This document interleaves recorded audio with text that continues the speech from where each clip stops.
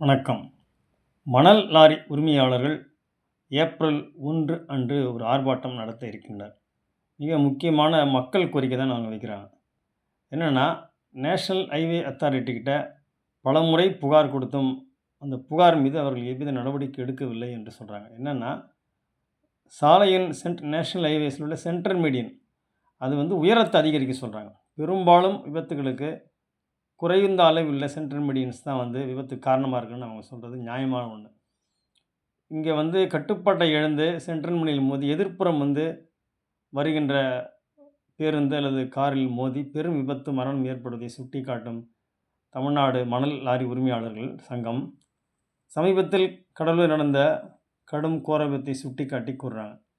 என்னன்னா, ஆண்டுக்கு 2 முறை வந்து கட்டணங்கள், டோல் கட்டணங்கள் உயர்த்தப்படுற சூழ்நிலையில, மக்கள் பயன்பாடு, வாகன பயன்பாடுக்கான நியாயமான ஒரு வசதி செய்யும் தரல அப்படின்றது தான் அவங்க மணல் லாரி உரிமையாளர்கள் கோரிக்கையா இருக்கு.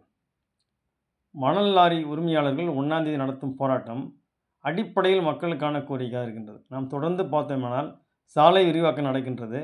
ஆனால் சென்ட்ரல் மீடியன் என்பது மிக சிறிய அளவு உயரத்தில் இருக்கின்றது.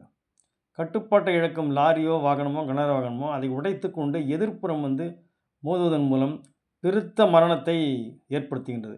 அதிகப்படியான விபத்தை நம்ம கணக்கிட்டோம்னா சென்ட்ரல் மீடியன் குறைவானது தான் நாம் பார்க்க முடியும்.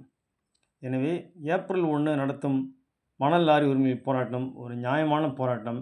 டெக்கான் கிரானிக்கல் மார்ச் 25 அந்த செய்தியை வெளியிட்டிருக்கிறது.